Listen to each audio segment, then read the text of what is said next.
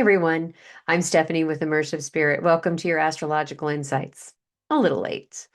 Last week, we talked about slowing down, feeling deeply, and preparing for change. This week, the change arrives.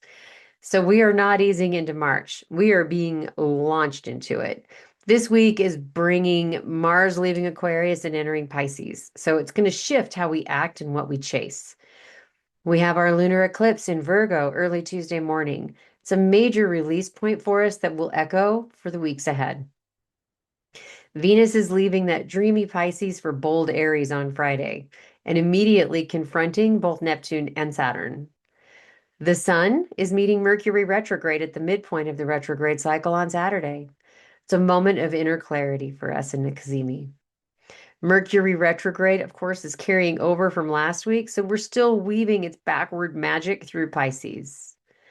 So this week is all about arrivals and departures, of things falling away and new desires coming into focus. So we're going to zoom out and talk planetary first, and then we'll talk into the day by day. All of last week, Mars was in Aquarius, electric, future focused, a little detached, pushing toward innovation and ideals. That era ended this morning when Mars crossed into Pisces. Mars in Pisces is one of the most spiritually charged and probably most misunderstood placements for the planet of action. Mars wants to move. It's our action hero. Pisces wants to flow. And that combination can produce some action inspired by feeling rather than by strategy. Maybe creative surges that seem to come from nowhere. What about compassion as a motivating force? Energy that waxes and wanes like tides, not like a steady engine.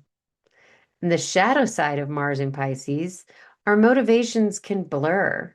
Direction can feel murky. You might find yourself acting from emotional confusion or avoiding what really needs to be done by retreating into fantasy or just numbing out altogether. The medicine is to stay in your body and be honest about what you're feeling and let your soul, not your fear, lead you. So Mars will be in Pisces for many weeks ahead. And that's not a sprint week. So it's not a sprint week. It's just a deep swim. So you need to adjust accordingly. Our lunar eclipse is Tuesday morning at 4:37 a.m. Mountain Standard, and it's really a centerpiece for our week. A lunar eclipse is not an ordinary full moon. It's a full moon really on steroids. It's where that regular full moon illuminates and brings things to a close, an eclipse accelerates, reveals, and sometimes forces us to look at what we've been avoiding. This eclipse falls in the sign of Virgo, and that's all health, daily routine, discernment, service, and the quiet work of showing up for your own life. Virgo analyzes, Virgo refines, worries when something feels off because it can sense the details that others miss, right? Virgo is all about the details. And the Virgo moon is sitting in direct opposition to the Pisces sun. And that tension is the whole story for this eclipse. It's asking you to find the balance really between what needs to be organized and what needs to be surrendered. Showing up for others, but are you showing up for yourself? Fixing what's broken, but accepting what can't be forced. And that critical voice in your head and the compassion and the soul is asking for. Eclipses just don't knock gently. They open doors, and sometimes they're ones you didn't know you needed open. Maybe you didn't want them opened. Sometimes something's going to end this week, right? It may end. It's a habit, a dynamic, a story you've been telling yourself. And that ending is not a loss, it's a correction. The eclipse is doing you a favor, even if it doesn't look or feel that way right now. And eclipse energy, it does not dissolve in a day. So what surfaces this week may continue to unfold throughout your spring. So just plant your attention here. That's going to be the best thing you can do. Now, Mercury's been retrograde in Pisces since the end of last week. And we talked a lot about it, right? The fog, that fog, the intuitive nudges, the resisting of the old territory, all that continues. But Saturday is going to bring us a big moment within the retrograde because Mercury reaches Cazimi, which is the heart of the sun. This is that exact midpoint of the retrograde cycle where Mercury moves so close to the sun that ancient astrologers considered it purified, clarified, and illuminated. I love that. In everyday terms, expect a moment of unexpected clarity on Saturday morning. It's an insight, a realization, something that you've been circling around may suddenly become incredibly obvious to you. Because we're still in Pisces, it's not going to arrive in a loud fashion or logical way. It's going to feel like a quiet knowing. Maybe it's an image in a dream. It's a sentence that rises in your mind and it just lands. You're like, yeah, write it down, take it seriously because that's your message. Then Venus is going to finish her time in Pisces, which has been soft, romantic, and idealistic, spiritually open. And then we're going to charge on into Aries, right? Friday morning, 3:45 a.m. Again, remember Mountain Standard Time. And Aries, Venus is bold, it's self-directed and hungry. She goes after what she wants with zero apology. Here's what makes this particularly rich. Venus is immediately going to walk into two major conjunctions over the weekend. On Saturday, she's meeting up with Neptune, the planet of dreams and disillusion. And on Sunday, she meets Saturn, which is our reality check, right? This is our responsibility and long-term structure planet. And the timing's perfect because we need to think of it as Venus entering a new chapter and immediately being tested by both illusion and then by truth. And the sequence here really matters because first she encounters that dream and then she meets the reality. So if a relationship or creative project has been riding on wishful thinking for you, this weekend may show you where that foundation's really solid, where it's just sitting in sand. So let's jump in and break it down daily. Now we'll dig in. Because Monday we had our moon in Leo. And 1:35 this morning, the moon squared Uranus. And it may have brought you some restless dreams, restless sleep, unusual dreams. When the moon went on to oppose Mars, then we were just moving our moon into, let's start this again.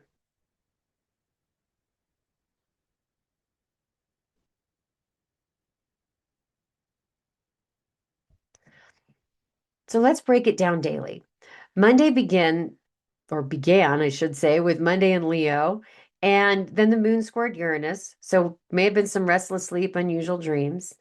Then the moon opposed Mars, and that was just before the moon and Mars made their sign changes. So early this morning probably felt a little edgy, maybe a little reactive, maybe emotionally stubborn. I mean, I call that Monday, but go with me on this. No sweeping declarations of hope were made this morning. 5:33, the moon entered Virgo. All right, we're practical, grounded, task oriented. A whopping 6 minutes later, Mars entered Pisces. Did you feel it?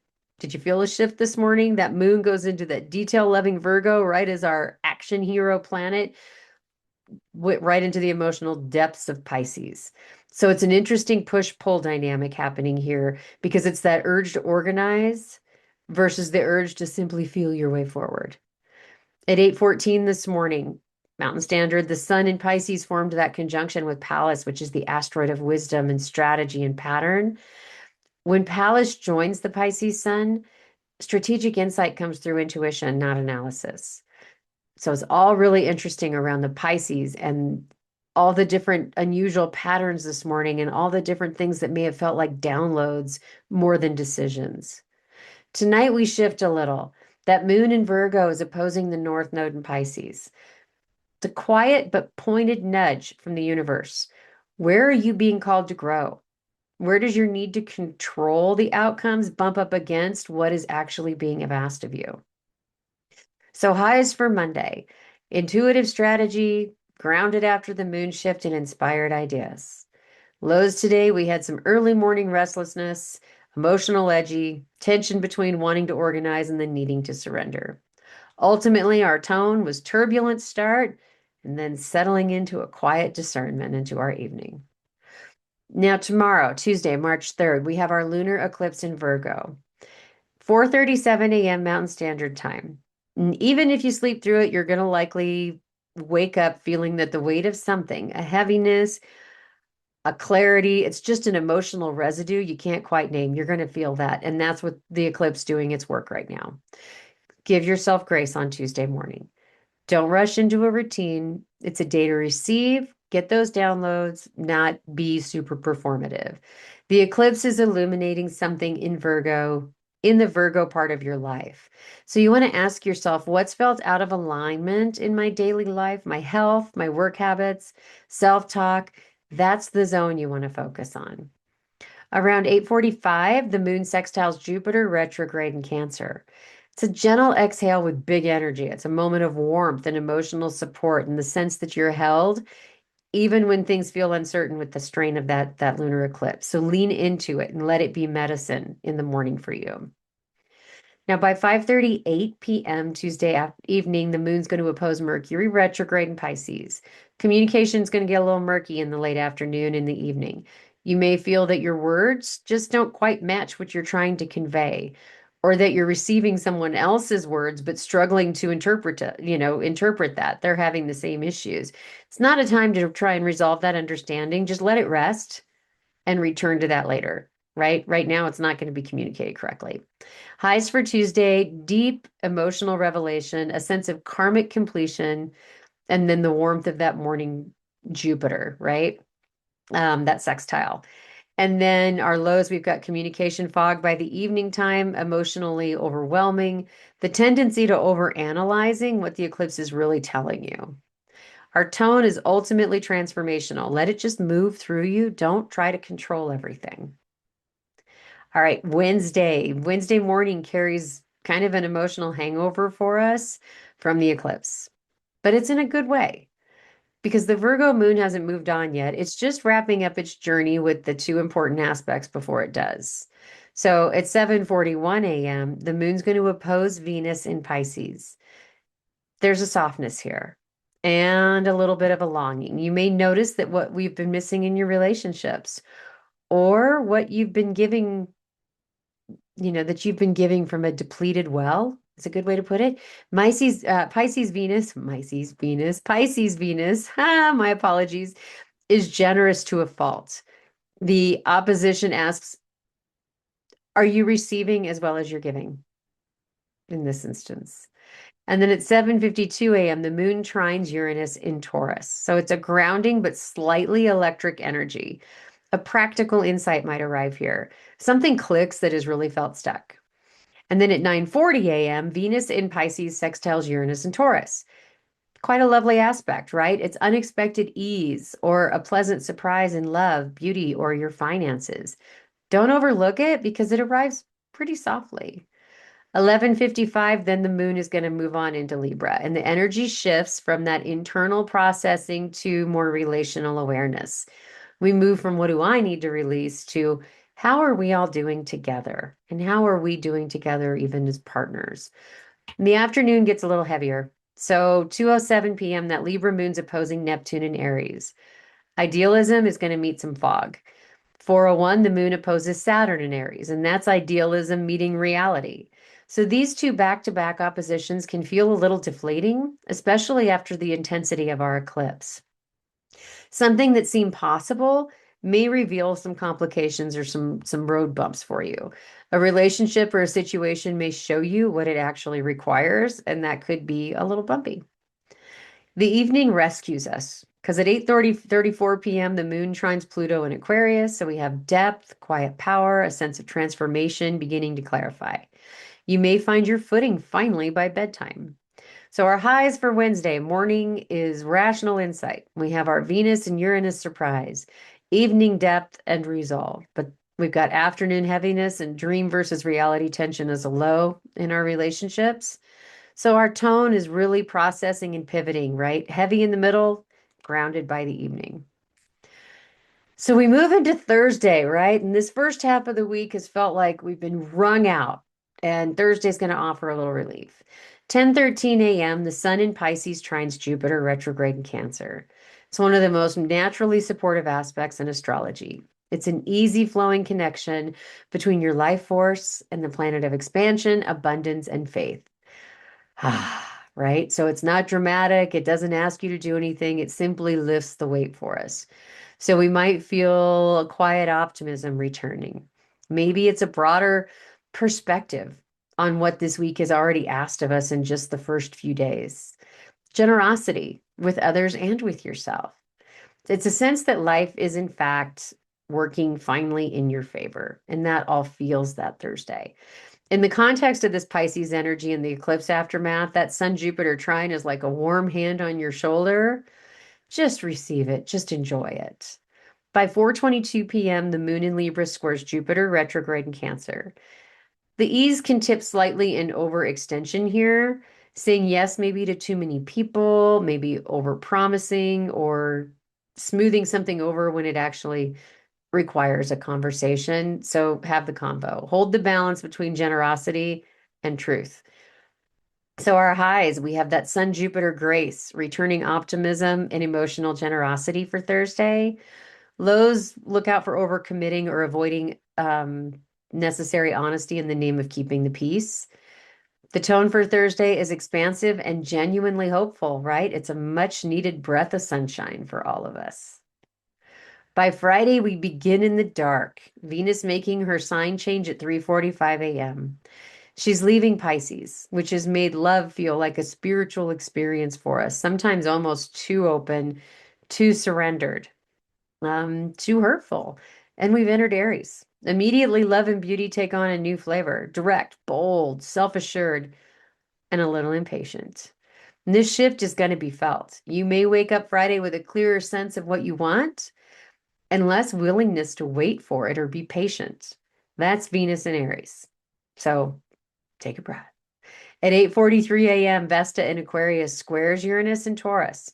Vesta is the asteroid of sacred devotion, the inner flame you tend. This square between Vesta and Uranus can kind of rattle your sense of what you're committed to. So it could be a disruption in routine, a challenge to your sense of purpose. The question underneath for you is what am I devoted to still alive and aligned, or am I just moving through the motions of all of this, right? Am I still devoted to this piece? At 9:49 a.m., the moon in Libra opposes Chiron in Aries, and this is tender because Chiron carries our deepest wounds around identity, being seen, being enough and belonging. The Libra moon wants peace and correction, but this opposition may serve as an old ache about whether you're truly accepted as you are. So be gentle with what arises because it's asking for compassion here and not analysis. And don't let your Libra harmony get in the way of a lot of that because you need to sit with this and analyze that moment a little bit. At 9:01 p.m., the moon enters Scorpio. Friday evening is not about small talk, right? The Scorpio moon wants depth, truth, it wants real connection. It's going to be a beautiful night for honest conversation, some creative work, or even just quiet introspection, maybe some journal work.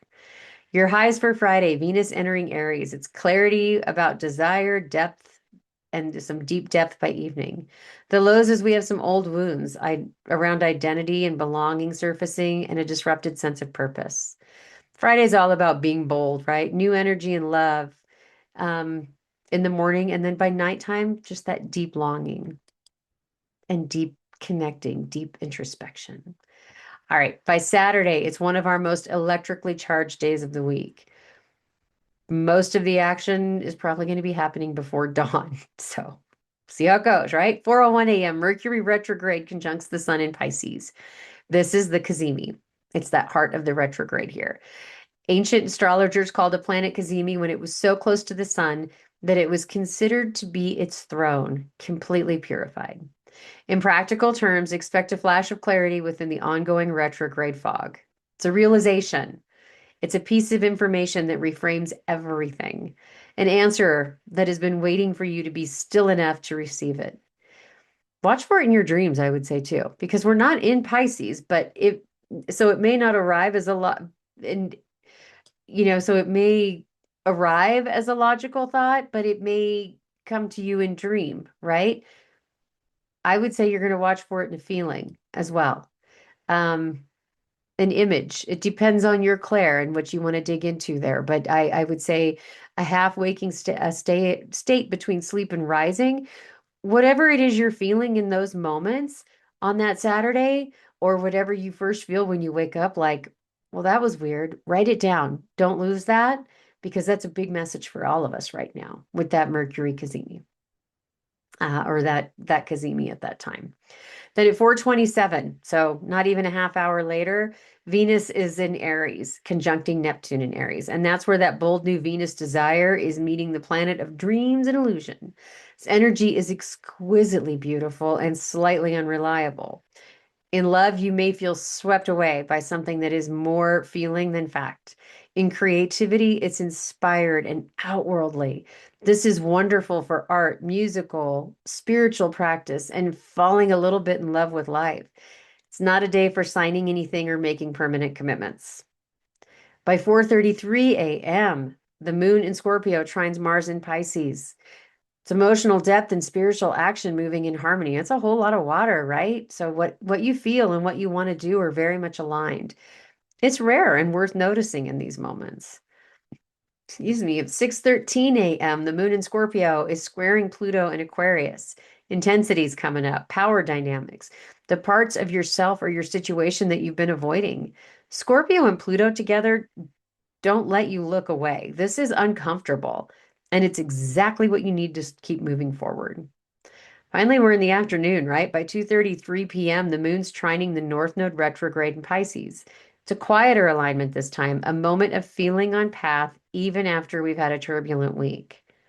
So our high is Saturday. We have that Mercury Cazimi clarity, Venus Neptune inspired beauty, emotional action and alignment.